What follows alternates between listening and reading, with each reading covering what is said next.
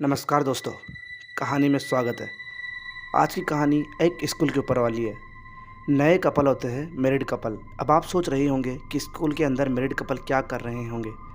इसका पता आपको कहानी के अंदर चलेगा। तो मैं कहानी स्टार्ट करता हूँ। मुस्कान जयपुर की थी और एक लड़का था राहुल, वो कोटा का रहने वाला था।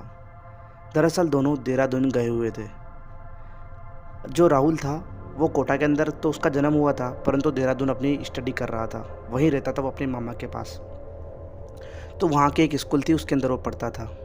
मुस्कान थी, वो जयपुर से वहीं पढ़ने गई थी देहरादून। तो उन दोनों की मुलाकात वही हुई थी। अब राहुल को मुस्कान से पहली नज़र में ही प्यार हो जाता है। अदर कास्ट का दिक्कत था, तो उन्होंने काफ़ी घर वालों को मनाया, कैसे भी करके उन्होंने शादी कर ली। शादी करने के बाद वो दोनों मुंबई शिफ्ट हो गए। पता चल रहा है ना, अभी कहानी में बहुत इंटरेस्ट आएगा। अब वो दोनों मुंबई के अंदर शिफ्ट हो जाते हैं। शिफ्ट होते हैं मुंबई के अंदर अच्छे से। राहुल जो होता है बेचारा अब काम में लग गया था और काम करने लग गया था। वो अपनी जॉब की तैयारी भी कर रहा था, परंतु वो अब काम ही करता है अधिकतर। मुस्कान हाउस वाइफ है। अब एक दिन क्या होता है, देहरादून के स्कूल से उनके पास फ़ोन जाता है। किसके पास? राहुल के पास। कि सर, हम आपके जूनियर थे और हमने आपका जो बेच था उनको सभी को इनवाइट किया है। हमने यहाँ पर एक पार्टी रखी है, तो प्लीज़ आप आइएगा। और आपके जो ग्रुप था उसके मतलब आपका जो बैच था उसके 90% लोगों ने हाँ कर दिया आने के लिए। राहुल खुश हो गया कि ये तो बहुत अच्छी बात है। काफ़ी दिनों बाद मैं अपने दोस्तों से मिलूँगा और थोड़े दिन के लिए एंजॉय करूँगा। तो उन्होंने मुस्कान को बताया। मुस्कान भी काफ़ी खुश हुई कि अपन पुराने दोस्तों से मिलेंगे, ऐसा करके अच्छे से। ठीक है, उन्होंने डेट निकाली और वो डेट के अंदर वहाँ देहरादून पहुँच गए। अब वो जिस स्कूल पहले वो स्कूल में पढ़ चुके हैं, वो दोनों वहीं उनकी मुलाकात हुई, उनको वहीं प्यार हुआ था। ठीक है, तो वहाँ पर देखकर वो काफ़ी एंजॉय किया उन्होंने स्कूल को। और वहाँ पर जो आदमी थे वो 11वीं 12वीं के ने उन्होंने अरेंज की थी वो पार्टी। ठीक है, तो वो सभी आ जाते हैं वहाँ पर और उनके दोस्त मिलते हैं। नीचे का फ्लोर था एक, एक ऊपर का फ्लोर था। ठीक, स्कूल के अंदर 2 फ्लोर थे। तो नीचे के फ्लोर के अंदर पार्टी अच्छे से चल रही थी। राहुल के पूरे दोस्त मिले, उन्होंने काफ़ी एंजॉय किया। और मुस्कान की जो दोस्त थी, काफ़ी अच्छे से उन्होंने डांस किया और काफ़ी एंजॉय किया। मुस्कान डांस करते करते थक गई थी, तो वो एक चेयर पर बैठ जाती है। एक चेयर होती है, उसके ऊपर बैठ जाती है और वो राहुल की तरफ देखती है। राहुल 27 साल का हो गया था इस समय, परंतु मुस्कान को लग ही नहीं रहा था कि 27 साल का हो गया है। उसने अपने पूरी जो स्कूल के दिन थे ना, वो वाले एंजॉय कर रहा था वो। काफ़ी उसको भी राहुल को देखकर मुस्कान काफ़ी खुश हुई, क्योंकि इतने दिन से वो मुंबई के अंदर भाग दौड़ कर रहा है बेचारा, इसलिए काफ़ी देर वो उसको देखती रही। तभी उसको ऐसा महसूस हुआ कि कोई उसको घूर घूर कर देख रहा है। सबको पता, मतलब अपन कुछ काम कर रहे हो और अपन को कोई घूर कर देख रहा हो, तो अपन को कुछ अनुमान होता है कि कोई अपन को देख रहा है यार। तो उसने जब साइड में पलट कर देखा, तो एक बच्चा था जो एक कुर्सी के कोने में बैठा हुआ था। कुर्सी यहाँ पर है और वो इधर बैठा हुआ था। और वो इतनी बुरी तरह से मुस्कान को देख रहा था। ऐसे तो कोई बड़े लड़के भी नहीं देखते लड़कियों को, इस तरह देख रहा था। मुस्कान को काफ़ी अजीब लगा कि ये था क्या। वो उसके पास उठकर जाने लगी। उसको लगा कि यार जाना तो क्या ठीक है, परंतु बच्चा है, छोड़ो। और वो राहुल की तरफ देखने लगी वापस। एकदम से म्यूजिक बंद होता है और थप की आवाज़ आती है। थप की आवाज़ आती है, वो पीछे मुड़कर देखती है तो वो लड़का खड़ा हो चुका था। और वो उसकी तरफ अलग निगाह से देखकर एक कमरे की तरफ भागता है, कमरे के अंदर भागता है। मुस्कान गुस्से में उठती है और कहती है, इसको मैं सबक सिखा कर रहूँगी। इसको कहती हूँ कि मैं बेटा, मैं तेरी उम्र की नहीं हूँ, मैं तेरे से बड़ी हूँ। ऐसे इस तरह गलत निगाहों से नहीं देखते। वो वहाँ से उठती है मुस्कान और उस रूम के अंदर चली जाती है जिसके अंदर वो लड़का गया हुआ था। जब वो देखती है आसपास, तो उस रूम के अंदर उसको कोई भी दिखाई नहीं देता। एकदम से गेट बंद हो जाता है उस रूम का। मुस्कान ने सोचा ये गेट कैसे बंद हुआ। उसने काफ़ी कोशिश करी, परंतु नाकामयाबी मिली उसको। परेशान हो गई कि यार ये क्या भला है। उसके बाद वो इधर उधर देखने लगी। सूरज की रोशनी थोड़ी थोड़ी रूम के अंदर आ रही थी। तभी किसी के रोने की आवाज़ आई। और जब वो पलट कर देखती है तो वो लड़का एक कोने में होता है। वही लड़का, मुस्कान को भी गुस्सा आ रहा है उसके ऊपर। मुस्कान उसके पास जाती है और कहती है, तुम पागल हो गया? तुम इस तरह कैसे देख रहे थे और अब रोने लगे? ये क्या पागलपन है? वो लड़का ऐसे करके यूं करके बैठा हुआ था, उसकी आंखें नीचे झुकी हुई थी। मुस्कान ने उसको काफ़ी सुनाया कि बेटा ऐसी गलती दोबारा मत करना, मैं तुम्हारी माँ की उम्र की हूँ। वो बच्चा करीब होगा यार 15-16 साल का ही था, वो ऐसा लग रहा था तो बड़ा शरीर से, परंतु 15-16 साल का लग रहा था वो। मुस्कान ने उसको सुनाया, तुम बोलते क्यों नहीं हो? इतनी देर से घुरा रहे थे। जब उस लड़के ने ऐसे करके मुस्कान की तरफ देखा तो मुस्कान चिल्ला कर उठी, क्योंकि इतनी देर से जो लड़का उसको घूर रहा था उसकी आंखें ही नहीं थी। मुस्कान ये भयानक दृश्य देखकर वहीं बेहोश हो गई।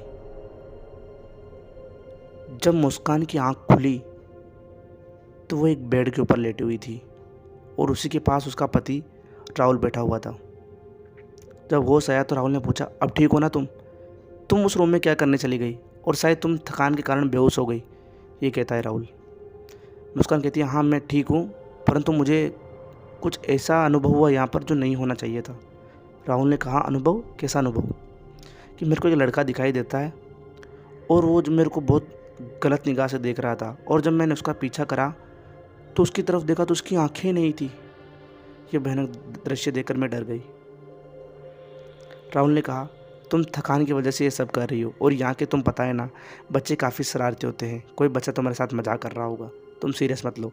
तुम एक काम करो, बैठो, मैं वॉशरूम करके आता हूँ। राहुल वहाँ से उठता है और अपना जो ऊपर का फ्लोर था उस पर था राहुल, नीचे पार्टी अभी भी चल रही है, परंतु डीजे बंद हो चुका था।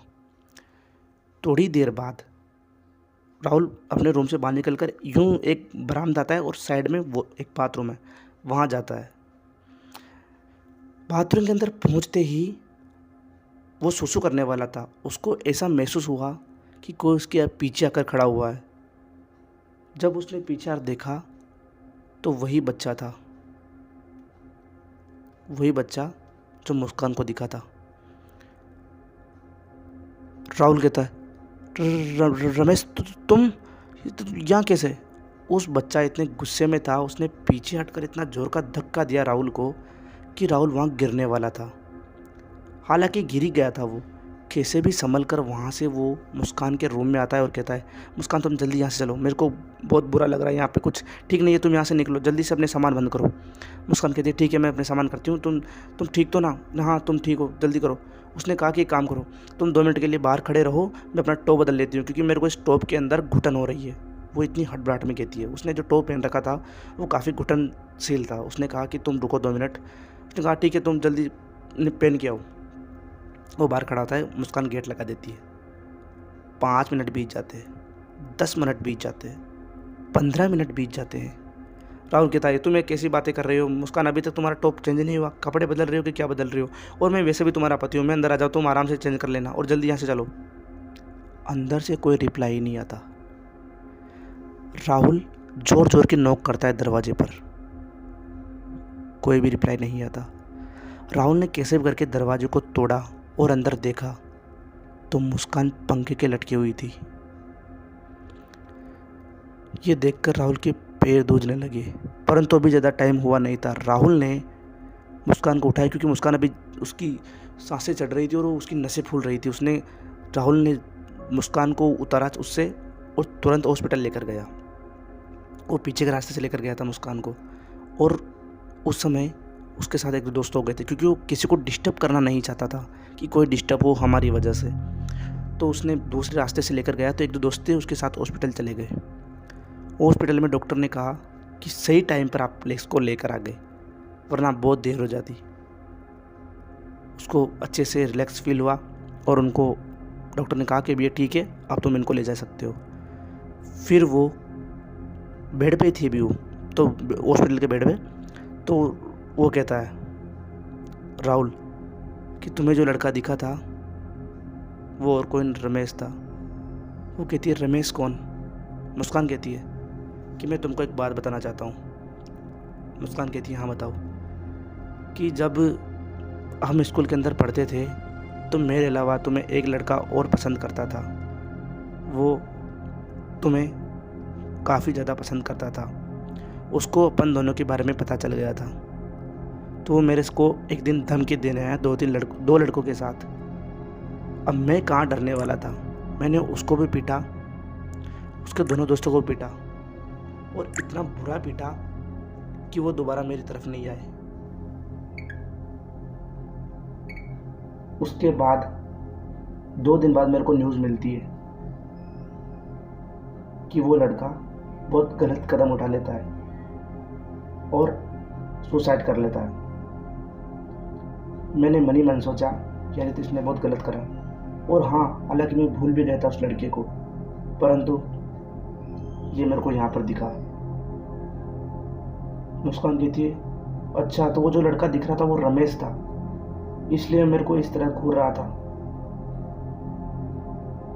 राहुल और मुस्कान तुरंत वो बेड वहाँ से मतलब हॉस्पिटल से निकलते हैं और सीधा अपने मुंबई आकर रुकते हैं। दोबारा उस जगह पर कभी नहीं गए। दोस्तों, कहानी अच्छी लगी हो तो वीडियो को लाइक कर दे, चैनल को सब्सक्राइब कर दे। मिलता हूँ आपसे अगली कहानी में, तब तक के लिए बाय बाय।